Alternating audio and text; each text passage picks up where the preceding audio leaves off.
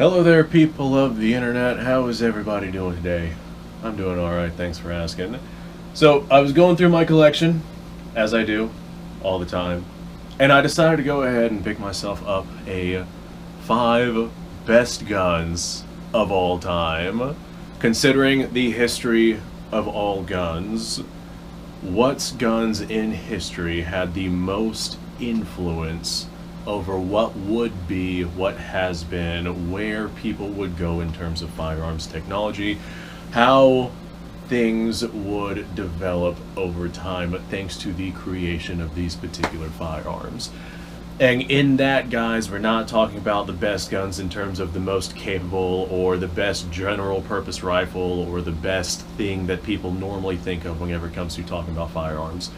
What we're talking about is, if these guns did not exist, firearms technology would be significantly different than what it is today. And that definition is why I think that these 5 guns are the best guns absolutely of all time throughout all of history. So let's go ahead and get started. First things first, first gun, Flintlock musket. In this particular case, this is a Flintlock rifle because there is rifling inside of the barrel. Before the Flintlock mechanism was created, people had to rely on, say, burning timber or burning twine, burning match, whatever it is you feel like calling it, in their matchlock systems, or overly complicated, overly expensive wheel lock systems. There just was no good, viable option for a firearm back before the Flintlock mechanism was really made. That being said, the creation of the Flintlock mechanism led to a very cheap, easy-to-use example of a firearm that could be ignited and used at any point, because the flint striking the steel is what creates the spark that ignites the gunpowder inside of the pan, as opposed to you having to walk around with a burning piece of something on you, which always leads to safety concerns, because if that burning piece of something, maybe an ember, drops on some gunpowder that might have been spilled on your pants or something, guess what? Now you're on fire. Guess what? Now your powder reservoir along your belt explodes. Guess what? Something happens that leads to a really bad time. Not only is this a much safer and easier way to be able to use a firearm than having to keep something burning on you at all times, this right here is a really good example of a technology with firearms that is relatively, in comparison to, say, a wheel lock system, easy to produce and cheap to produce. And as a result, this right here is what led to firearms becoming a norm and getting in the hands of a lot of people, because this was a viable platform. If the Flintlock mechanism did not exist, firearms technology would be significantly behind for hundreds of years. It wasn't until the creation of the percussion cap system in the 1830s, I believe, that the Flintlock system became obsolete. So we're talking hundreds of years of Flintlock being used, and being used very effectively. On top of that, before this system, guns were extraordinarily crude. Many times they were basically just hand cannons on a stick that you didn't really aim all that effectively. With this right here, we have an effective to use firearm that can be used basically anywhere. There are some situations where maybe some rain or some mud or water or contamination might stop this mechanism from working, but it is significantly more reliable and more practical than some of the systems that predated this. This was the system that got guns off the ground and up and going as a mainstream weapon. On top of that, we are also having a look at cap and ball revolvers. This right here is our number 2. The Patterson revolver used by Colt is what ultimately, although there were systems that came before it, it ultimately showed the effectiveness of having some sort of system to where you could fire more than one shot before you have to reload. Before the revolving mechanism, and again, there were systems that came before the Patterson, but the Patterson revolver really was the first real viable revolving system that pushed the revolver concept out to the mainstream people. Before that concept, basically all of your handguns and all of your firearms in general were a single shot design. With your firearms being single shot, you have that one shot, pull the trigger, it goes bang. If there is more than one opponent or more than one situation where you need more than one shot, maybe whoever it is that you shot at, you miss because your firearm is a smoothbore, who knows what your particular situation is. The point is you need more than one shot, and this right here was a really good way to be able to get that more than one shot. The big issue with your revolving systems is they are limited to handguns. This right here was during a time before cartridges existed. These right here, cap and ball revolvers, they are sort of a muzzle loading system to where you have to pour your gunpowder into the actual chamber of the revolver cylinder and then push your actual round ball or conical bullet, whatever it is that you're using, into that chamber, and those are your rounds. The big problem with that is that that leads to significant issues with chain fires. So to have a revolving system that has risk of being chain fires on, say, a rifle, where you have your other hand holding on to something out here, this is unloaded, do not worry, revolver holding on to something out here, if that cylinder chain fires and your hand is in front of that cylinder, guess what? You just lost your hand, and that is one of the main reasons why revolving rifles were never a thing. So repeating firepower with a handgun, this is one of the concepts that really launched the idea of repeating firepower. However, most of your shoulder-fired firearms up until probably about the 1860s were single-shot muskets that had to be loaded like from the muzzle. However, come 1860, we saw the introduction of this right here. This is the 1860 Henry. This right here, chambered in .44 Henry rimfire. It's a little bit anemic of a cartridge, especially by today's standards. However, back then, if you had a lever action rifle like what we have here and you were going up against people armed with single shot muzzle loaders, you were essentially a god on the battlefield. We saw numerous accounts during the United States Civil War, over here in the United States, where these were being used to extreme effectiveness. This right here was known as the damned Yankee rifle that you could load on Sunday and shoot all week. I believe that these hold 16 rounds of .44 Henry rimfire ammunition, and that was a overwhelmingly large capacity back in the day. This rifle right here is what really showcased the effectiveness of not stronger ammunition, but repeating firepower, because like I said, the ammunition on this was rather weak. However, at the distances that most combat was taking place at during the US Civil War, especially considering that most of your soldiers were quite inaccurate with their muzzle loaders, many were smoothbore, which again led to significant inaccuracy. Being able to lay down a lot of fairly accurate fire from something like this out to, say, we're going to call it 200 yards for the particular cartridge limitations. It was quite the effective rifle. This rifle right here is what showed, hey, we don't need overly powerful ammunition. We don't need to be tremendously accurate out at long ranges. What we need is to be able to lay down as much fire as possible at the distances that fighting is actually taking place at. And that is a concept that would be seen several times throughout history until ultimately the adoption of the intermediate cartridge, which we will discuss later. Without this right here, wow, without this right here, we wouldn't have the entire selection of lever actions that we have come to know and love today. However, that being said, without this right here, there's a very good likelihood that we would not have gotten the idea of repeating firepower from a less powerful rifle until significantly later. All that being said, in the guise of repeating firepower, let me break out the next firearm. One of the absolute most influential firearms ever of all time is probably going to be the M1 Garand, or Garand, however it is you feel like pronouncing that. This right here was the first standard issue self-loading rifle to be issued to any military force as their primary rifle.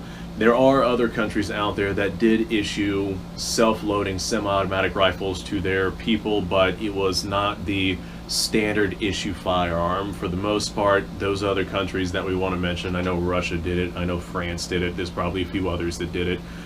The bolt-action rifle of their country's choice was still their primary issue firearm. The United States in the 1930s, I believe 1936, adopted the M1 Garand. I'm just going to call it the M1 Garand because that's the Army's pronunciation of it. Although the guy's name, he said himself, it's pronounced Garand. I'm going to call it Garand because that's what most people know it as. The M1 Garand in 30-06, 8 rounds, semi-automatic. It was overwhelmingly revolutionary for the time period because this right here was dropped into a war where most people were still using their World War I designed in the 1800s bolt-action rifles that were a tried and true tested design but had significant limitations. Not only did this have more capacity than a vast majority of the rifles that the M1 Garand was going to be facing up against, it also had the additional firepower of being semi-automatic. On top of that, it also has in-block clips, which means that you don't have to carry around heavy. At the time, they're likely going to be steel, maybe something else, but most likely steel.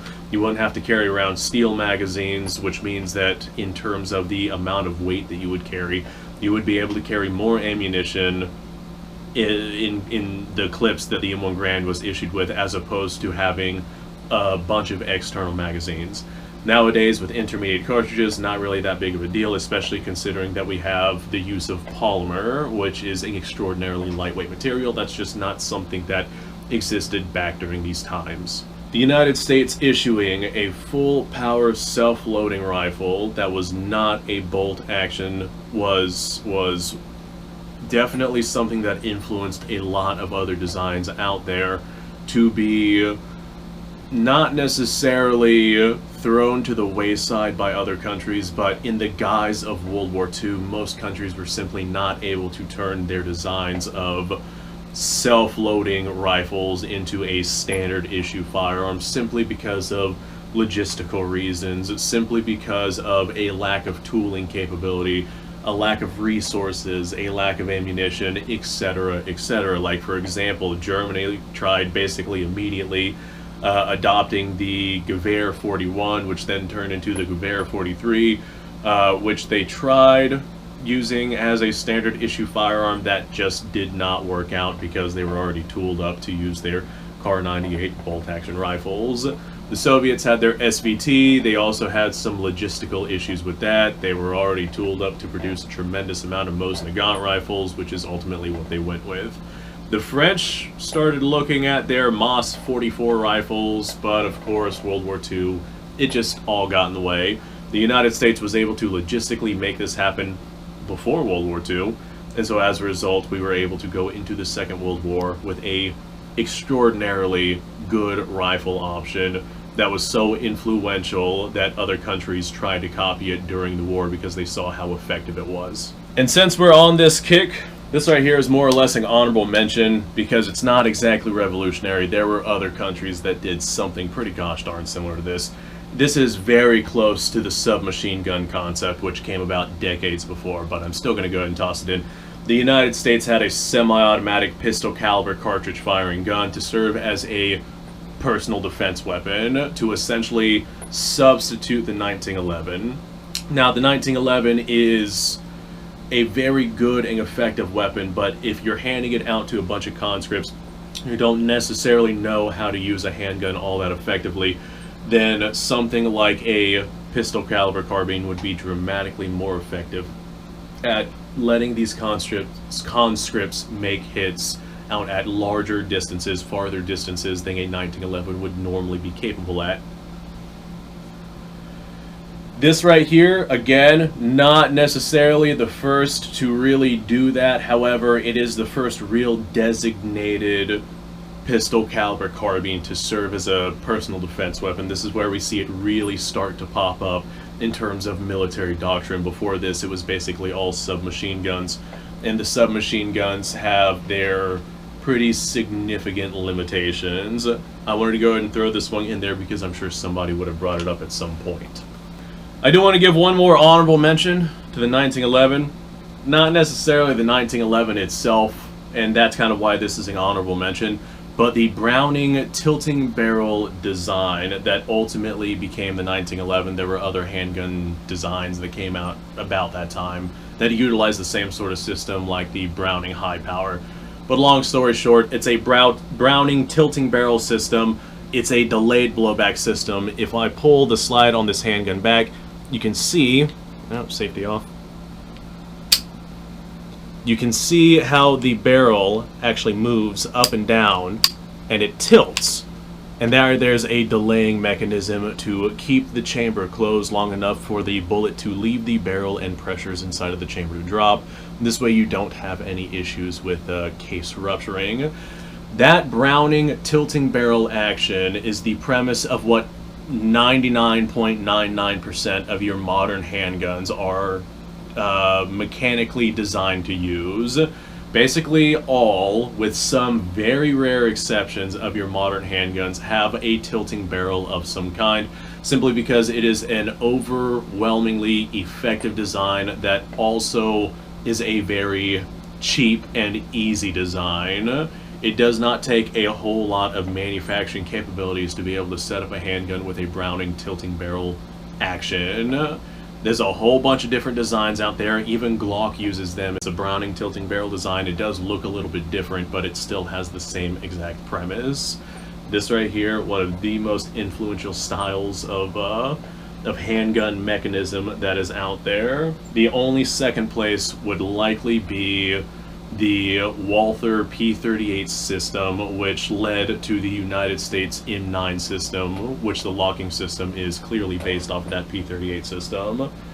However, this right here definitely has way more options than that that M9 system. Alright, now, on to our next one. The number one, I'd probably give it to Germany's STG-44.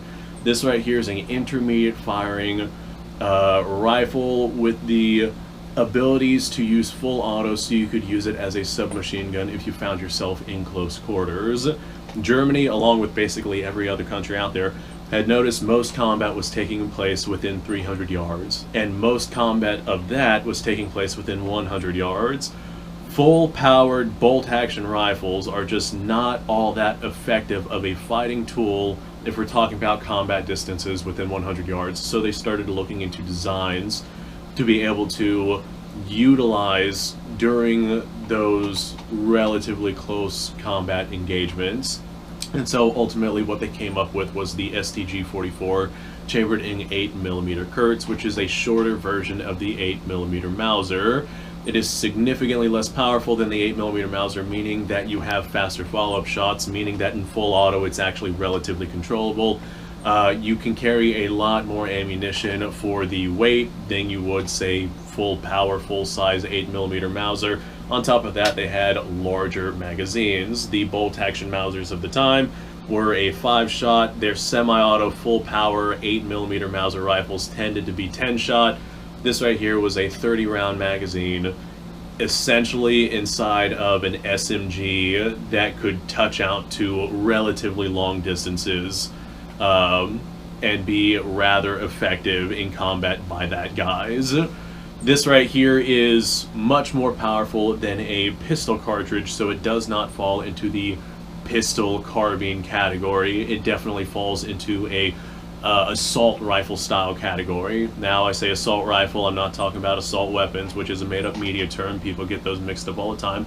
Assault rifle is literally what Sturmgewehr translates into. It's storm rifle. That is the name of these rifles. It's an intermediate rifle with it's an intermediate chamber rifle with a capability of select fire. That is what an assault rifle is by definition. That's a whole political mess that I don't feel like getting into. Basically all of your modern firearms follow this same kind of concept of an intermediate cartridge being fired from a shoulder-fired rifle that could be switched to full auto and used as a submachine gun in the event that you might need it. Most of the time you do not need it. Most of the time you just use it as a semi-auto self-loading rifle to touch onto relatively far distances. But the ammunition is powerful enough to be able to stop whatever threat it is that you're shooting at most of the distances that most people would be shooting at. You can carry significantly more ammunition like this. There's a reason why most of your modern guns operate off of the intermediate design, and this right here was not necessarily the first, but basically the first to really get the concept up and going. There's some stipulation with other ideas that kind of rolled around, not necessarily during this time period, at earlier time periods, and I know the Russians were also working on their 7.62x39, which came out in 1943. Didn't really see any use until the very end of the war, though. But anyway, this right here, definitely one of the most influential firearms of all time because it was the first to really prove that this concept worked. And every country that went up against these guns saw just how well this concept worked. So that is my top 5 guns of all time. Without these guns, firearms technology would be significantly different. Okay, I think that's all that I have to say. Thanks for watching, folks. I appreciate your time. Like, subscribe, share. Description below has a link to all sorts of stuff. Go check it out. You guys go off, have yourself a fantastic day, and I will see you on the next episode.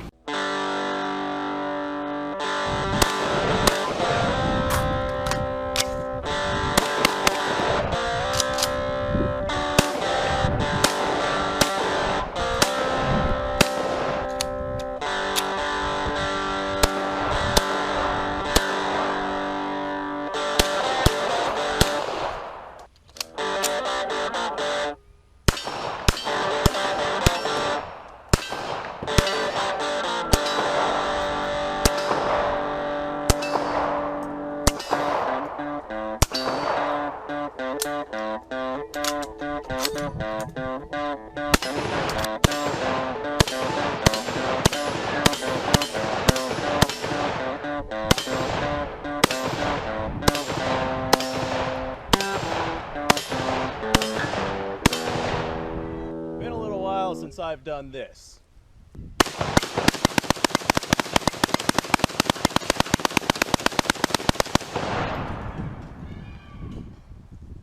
Bonnie and Clyde be damned.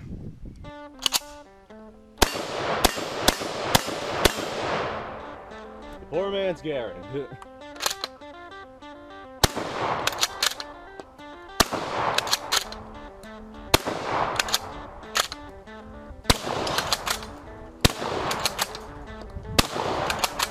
It's a shame that bolt-action shotguns aren't more mainstream.